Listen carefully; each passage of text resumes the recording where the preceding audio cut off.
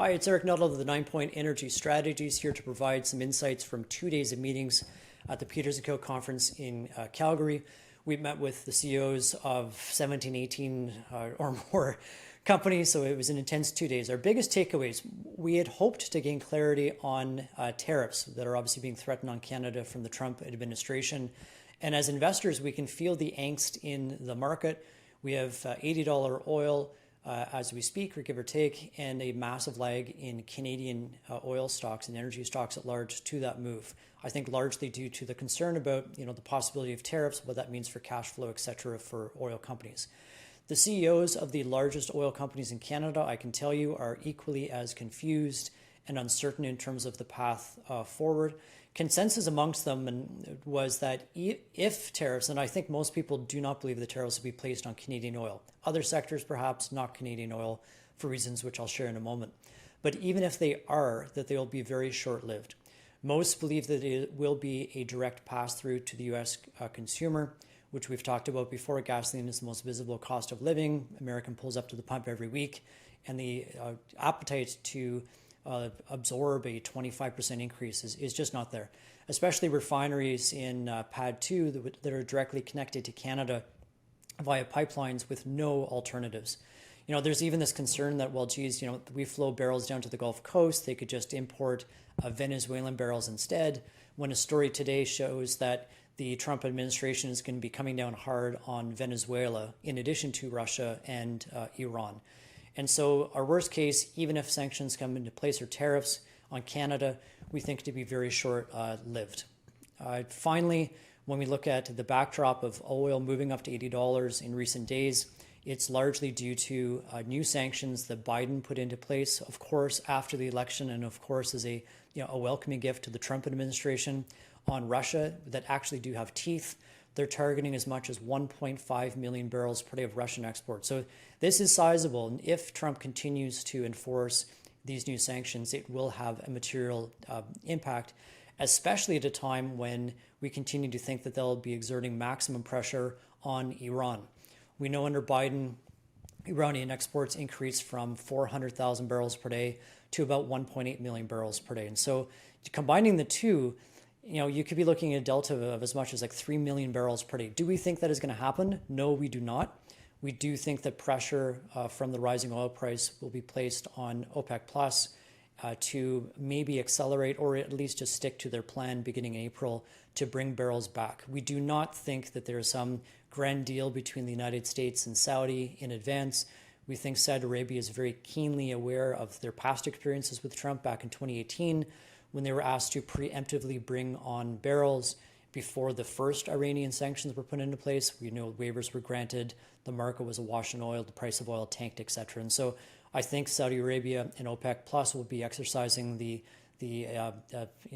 practice of being preemptive, proactive, and precautionary. So we remain bullish on oil. We do not think that there is very much upside from $80. We think this will be 70 to 80. Every day above 80, frankly, is a gift and is spectacular because we have companies trading at 20, 25% plus free cash flow yields at $80 oil. And so every day they harvest that free cash flow, they'll be buying back shares. That theme was reinforced at the conference that we were at. And so that was very consistent messaging. And leaving those 2 days in Calgary, it made us confident in many of our top holdings. Contrasting that to, though, is Canadian natural gas. We left disappointed that it just seems inherent in the DNA of most Canadian natural gas producers that they just have to grow production from the largest natural gas producer in Canada to the smaller guys. We have companies growing 7 to 10%, which is just, it's idiocy. It makes no sense. They're basically front-running LNG Canada, which seems to be behind schedule by a quarter or two. Full ramp not happening until the end of this year now. They're front-running the potential increase in AI and data centers and everything. So we left a little disappointed in that. In fact, we've sold our largest pure play Canadian natural gas name just to send a message that we're against the discipline that they're exercising, and some other names. In contrast to that, though, we remain bullish on natural gas at large. We just prefer having U.S. gas exposure now because those producers have shown much more discipline. In the face of weak gas prices, they actually did shut in material volumes as opposed to in Canada where we saw almost nothing. We had one producer which made a very bad timed oil acquisition last year as a result because their stock has performed very poorly. They shut in production, I think, for a whopping 1 week. And then as soon as the price went on, they brought it right back on. And so we don't like the lack of discipline on the pure play natural gas names in Canada. Those who are growing, we have one company that is growing modestly as in relation to their liquids growth, but that's flowing through to LNG. So it's not impacting domestic hubs. And so our biggest takeaways, again, from the meetings, if you as an energy investor feel concerned about tariffs or are uncertain, rather, you're not alone. The CEOs of the largest companies in Canada, too, are kind of waiting to see some semblance of clarity. We will hopefully have that after Monday of next week when Trump gets officially inaugurated. We saw the commentary from Chris Wright, who's likely the energy secretary, the former CEO of Liberty Energy, which is a U.S. pressure pumping company, very energy literate man. And so we remain optimistic that Trump will be receiving very informed opinions in terms of why they should not be putting a tariff on their most secure, safest, and frankly, cheapest source of barrels, as Canadian oil is discounted relative to global peers, largely because we're captive to the United States.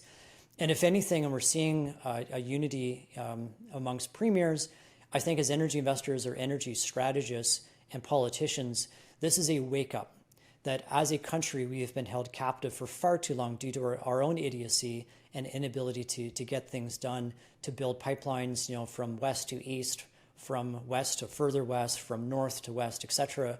And we really do need to increase pipeline capacity to access other markets. We saw a representative from the largest pipeline company in Canada that said he's been doing this for 25 years. When he started, it used to take 2 to 3 years to build a pipeline. Now it's over 10, and they spent $500 million trying to advance one project that ultimately got canceled from our still current and soon to be former prime minister. And so in general, our views in 2025 we remain bullish on the outlook for oil, believing it'll trade in a 70 to 80 band. We think natural gas, we've got NYMEX at roughly 4. Since storage is high in Alberta, AECO has a very meaningful basis differential to that. And so we're trying to get as much U.S. natural gas exposure, which as we can, and we've been successful in that. And we see the themes of ongoing meaningful share buybacks where some companies, if we just stay over even 75, even 70, we have companies buying back anywhere from 10 to 15% of their shares this year. So we remain bullish on the outlook for Canadian energy stocks. We see the lag in energy names to the rise in oil price as an opportunity. We're trying to take advantage of that to top up our highest conviction key names where the market is burdening companies with 50 years of reserves off of what at worst we think will be a 1 or 2 month event where they will have to be impacted by tariffs in the very short term until it is a direct pass-through to the U.S. consumer. So with that, we look forward to the update next week. Hopefully we can talk further about tariffs, hopefully for the final time, and provide some clarity on that. So thank you for your attention, and we look forward to the update next week.